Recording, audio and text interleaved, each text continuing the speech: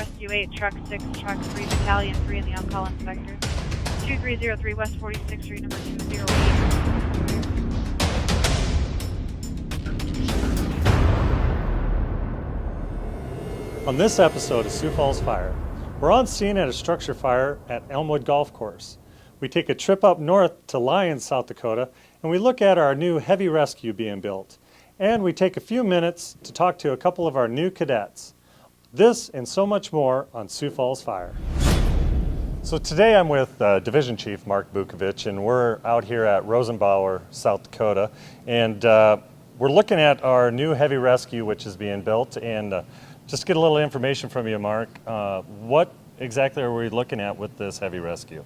So what we're going to do is currently Sioux Falls Fire Rescue operates 2 USAR trailers. The full complement of building shoring materials, building breaching materials, anything that you need in a building collapse, as well as high angle rescue, swiftwater rescue, all the various aspects of USAR.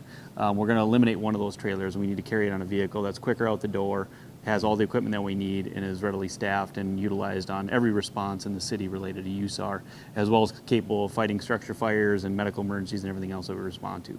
So what we needed a large vehicle that could fight fire as well as carry all this equipment, and so therefore the concept of the heavy rescue engine came about. So this is a frontline apparatus for Absolutely. us. It'll be utilized every day out the door for It'll calls. it'll cover a normal territory in the city just like every other fire engine or fire truck. They'll go to every emergency in their territory that they're available for, and then they'll also be tasked with any USAR event in the city. Okay. And when you say USAR event, what's that encompass? So it could be anything from a building collapse to a water rescue to a high angle rescue with ropes to trench rescue, somebody that's caught in a trench. Anything related to that they would respond to and be the technical experts as well as have the equipment to handle the emergency.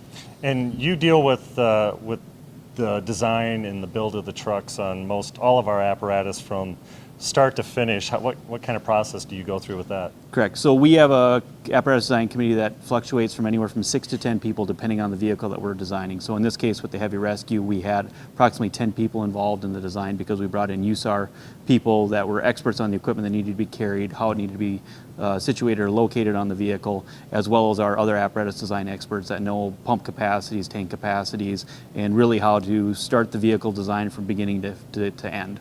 And so in this case, we had about 10 people on the committee.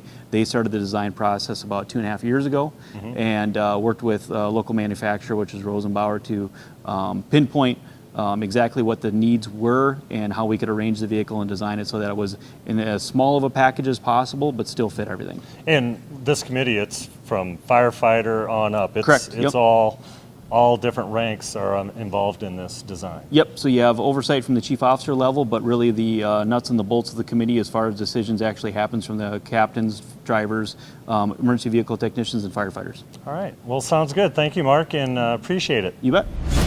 So I'm here with Scott Hubble. He's the production coordinator here at Rosenbauer.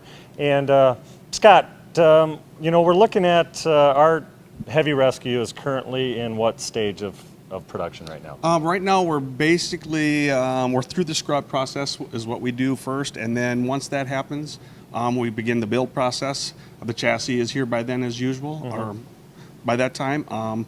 Once the build process begins, it goes through many different departments, approximately 7 different departments. Okay. And it takes 8 to 10 weeks. Okay, so we're in electrical area right now? Right now we're in chassis electrical, so Okay. the chassis is being wired for about everything the chassis needs to operate the body and so on and so forth. And with all the lights, sirens, all the bells and whistles? Correct. and All the like lights and that. sirens, Okay. intercom systems, EMS cabinets, things of that. Okay, and from here, where does it go next after electrical? It's going to go to body build. So the body will be sheared and bent to a building, and it'll be assembled and then put on the chassis. Okay, so it's, like you said, an 8 to 9 week process. There's a lot of different things that are involved with it.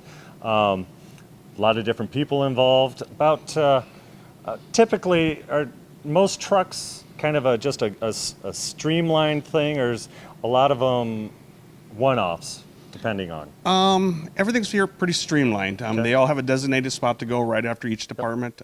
It may take a little time to get into that department depending on the process that it's going to be operated in. And most everything's kind of a custom build depending on what the department's looking for, or? Correct. We do mostly custom builds here, and every department is aware of that. We have a spec book that tells them what they need to do at each department. Well, that sounds good. I appreciate your time here. Thank you. Yep, you're welcome.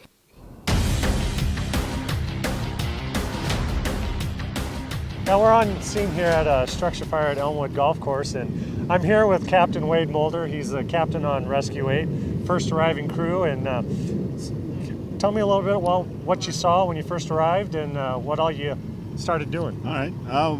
Well, we were just pretty close down the street here. We pulled out of the station, and I could see that we had black smoke, and I reported before we even got here that we had a working fire, and pulled up on scene.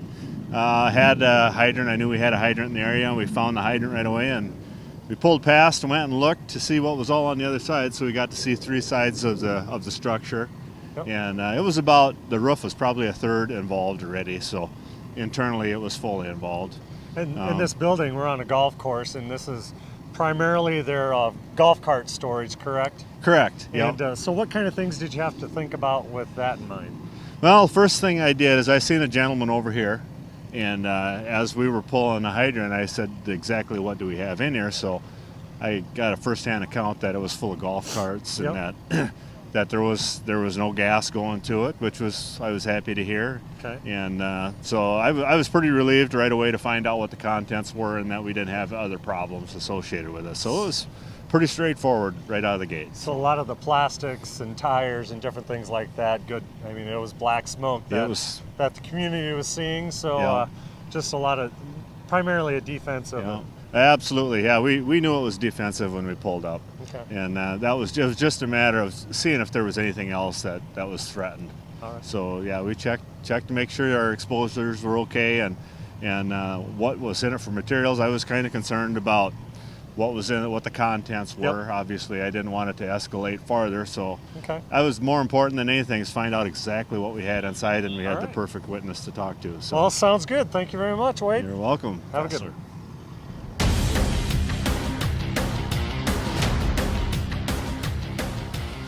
Today we are here with John Wagner. He's part of the Fire Prevention Division. We're going to take a look at the truck that he uses to do investigations, but before we take a look at the truck, let's talk a little bit about fire prevention. John, welcome to the show. Thank you. So I know we go out on fires, we investigate them. What else do we do in our division? We kind of have three facets in our division. We usually do public education, schools, we do code enforcement, and we do fire scene investigation. Okay, so when we're talking about education with the schools, are we hitting all the grades? Or kind of explain that to us. We generally hit kindergarten through 5th grade so that the kids kind of have a dose of fire safety training throughout their elementary school years so that they can kind of go on later on in life and be safe with the things they do at home. Okay, and then we talked about code enforcement in businesses. What are we doing when we go into those businesses? What are we looking for? What we're looking for is like fire safety hazards, such as exit doors being blocked or emergency lights not working, things that could cause a problem for people that are in the business to get out safely, and for the employees in there to do their day-to-day job. Okay, so we're really educating them at the same time, showing them how to keep their business safe. Exactly. And everything. We're not just looking to go in there and write them up for something. It's more of an education piece that we use as well. Exactly, because the things that we do in those businesses help keep them operating. If they have a fire, it's disastrous to both them and the community, so we want to try and keep them safe and keep them open.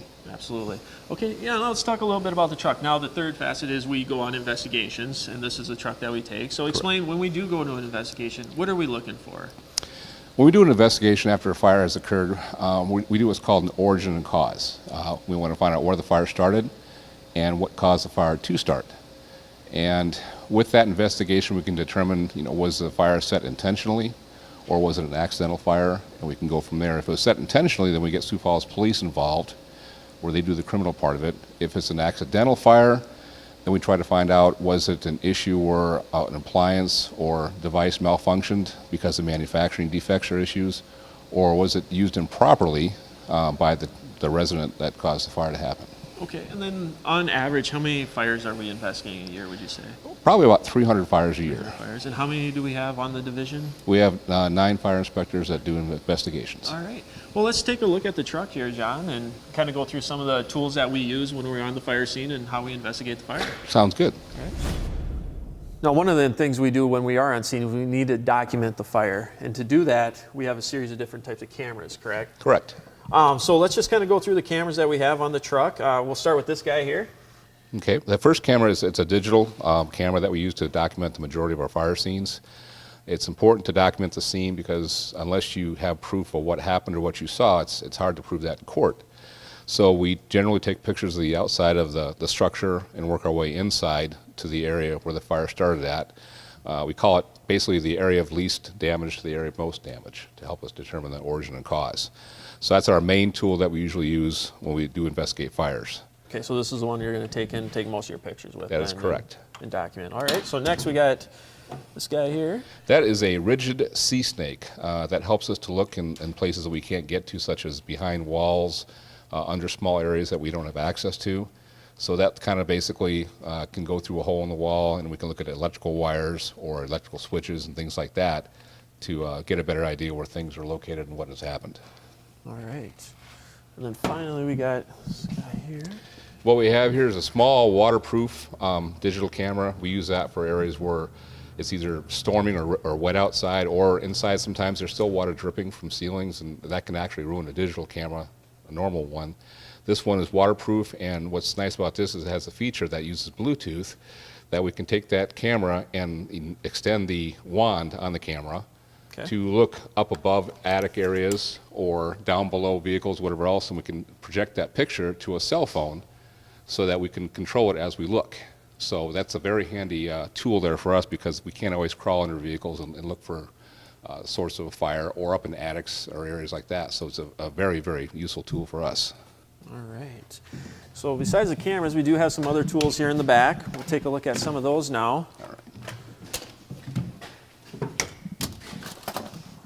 All right, let's pull this out. All right, so I see here we got our SCBAs. And what else we got here, John? Looks like we got some scene lights here. We've got a couple of tripod-mounted scene lights. Makes it easier because if you think about it, when you're investigating a fire scene, there's no electricity, so there's no lights. So you're doing everything by flashlight or by portable light. So we use those to light up the scene to help us do our investigation much easier. We've got some ladders on here because sometimes we have to go up and look up inside areas we can't reach to normally, so the ladders help us with that. We also carry hand portable flashlights. We have lots of flashlights. Without the flashlights, we can't do our job. And then usually on the other side over here, we have some tools that we use, which are just shovels, picks, rakes, things like that to help us pull the debris apart to get a better look at what's underneath it. Because again, there's always usually things like nails, sharp objects, glass, so we don't usually go in with our hands. We use tools such as the shovels here and the hand trowels and all these different devices to do the work for us so we can get to the seat of the fire. And I noticed with some of these shovels, you know, when we're going through the big trucks, we see bigger tools and stuff. And I see here we got the smaller shovels because sometimes when we might be looking for, let's just say, a cigarette butt in a 100 square foot room through all the ash, so we need to get down. Exactly. We don't want to use a backhoe to dig apart the scene because we might be looking for one small item like a cigarette butt. We're using the hand trowels, we're getting in there and moving these things out. It can be a long and tedious process, but that's what the whole thing is about, is trying to find the source of the fire. All right. Anything else on here, John, that's... We basically just have some small power tools such as drills or saws to help cut things apart. If we're looking for evidence, we usually take a sawzall and cut a piece of wood or some carpet out so we can send it into the lab to get examined for flammable liquids. We have cleaning tools to help clean us up after the fire because we don't want to get in the truck totally coated with dirt and everything else from the fire, so we have to kind of clean up our scene, clean up ourselves as well as we can because of the cancer issue with investigating fires. Well, John, I know you mentioned we send stuff into the lab, such as carpet samples and everything like that. Do we have a lab here in town? We do not. Sometimes the police department handles the lab work, but sometimes we also use the Bureau of Alcohol, Tobacco, and Firearms, the ATF. They also have fire investigators that work on the federal level and assist us in fires from time to time. They have been gracious enough to let us use their lab on the East Coast to send samples to check if they have any flammable liquids in those samples that may have been a cause of the fire if it was intentionally set. Okay. Now, you mentioned the ATF helps us out sometimes. Do we have an office here in town, or do we call them to travel in? Well, there is an office in Sioux Falls that has a certified fire investigator with the ATF, and they basically handle the entire state plus Sioux Falls. So when they're available and we can ask them for help, they come out and graciously offer it. Okay, awesome. Now, one thing I forgot to mention, John, is when we get called out to a fire, I know the trucks and the engines, they're all going code 3, which means they got the lights and sirens going. Do you guys get to do that as well, or is it when you guys get there? Because I know we're not going to really start our job till the guys got the fire out and everything's under control. Exactly. We don't get to go code 3, which is fine, because every time a truck or a police car or whatever else drives code 3, there's always a risk of injury from either the police officer hitting somebody or somebody hitting the police officer. So we just basically go our normal speed once we get dispatched to the fire, because again, the crews on scene are still fighting the fire, putting it out, things like that, so there's no rush for us to get there. Once we get there, we start our investigation by interviewing witnesses and people that maybe have been in the house, et cetera, to get a picture of what might have happened. Okay. Well, John, I want to thank you for your time. Thank you for showing us the truck You're welcome. and Thank kind you. of explaining what fire prevention does on a daily basis. So thank you.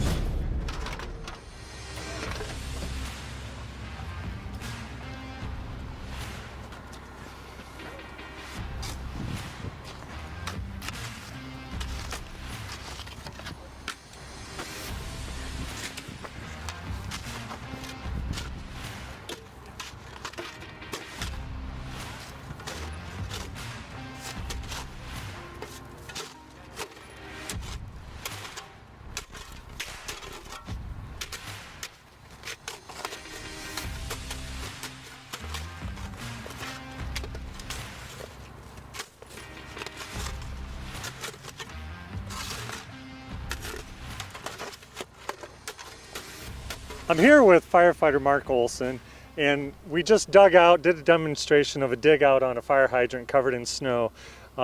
Mark, as you know, seconds mean a lot in fighting fire and when you come up on scene. Explain to us a little bit what goes through your mind when you have a fire hydrant that's covered. When we have a fire hydrant that's covered, it's going to take a lot more time to get water to the fire truck, and water is the most important thing we have as far as putting out the fire most times, so it can be a safety hazard for us. We also want to make sure we save as much property as we can, get that fire out fast. Yep. So, what's the biggest thing for the homeowners to realize? Just take a few extra minutes to shovel it out, right? Absolutely. Not only is it tough to get at the hydrant, but sometimes it's even hard for us to see. Sometimes these fiberglass markers break off and we don't know there's a hydrant there, and we want to be able to come on the block and see it right away. They can just take a few seconds to shovel it out so we can see it when we drive by, and then connect to it easily when we get here. So anything a homeowner or a business owner or even a neighbor, it doesn't have to be the person who lives right there. If a neighbor notices that their hydrant in their neighborhood's blocked, go ahead, scoop it out. Do something to help each other out, correct? Absolutely. If somebody sees one that's buried in snow and wants to take the time to dig it out, that's a huge help to us. Yeah, in this demonstration, I know it took you guys just right at a minute for it, and that extra minute can save lives. For sure, absolutely. Every minute counts for us, every second counts, and the faster we can get to people and get water on the fire, the faster we can save your property or possibly save your life. So one question that a lot of homeowners will have is, how much space around the hydrant would you like scooped? We'd like 3 feet. Our hoses don't just bend at sharp angles, so we want to make sure we can get that hose straight. 3 feet is the ideal space around the hydrant we'd like to have. 3 feet all the way around. Correct. All right, well, sounds good. Thank you very much, Mark. So I'm out at the training center today with our 9 new cadets. They just started. We're in the second week, and I'm with Cadet Truckenmiller. And you just got to try on an SCBA for the first time. How was that for you? It was interesting. Interesting. It was very interesting. Expand a little bit on that? I have done it before in the volunteer ranks, but it's a different feeling being part of this group. Yep. I don't know how to say it precisely, but it's a whole different feeling, even though it's something I've done a dozen times before. Yep. And just so so you know what an SCBA is, it's a self-contained breathing apparatus.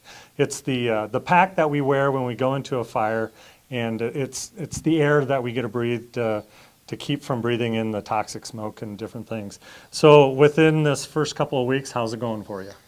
Very good, very humbling. Humbling? Okay. Yep. Learning a lot of new things? Yeah. Okay, so it's starting off to a good start for you.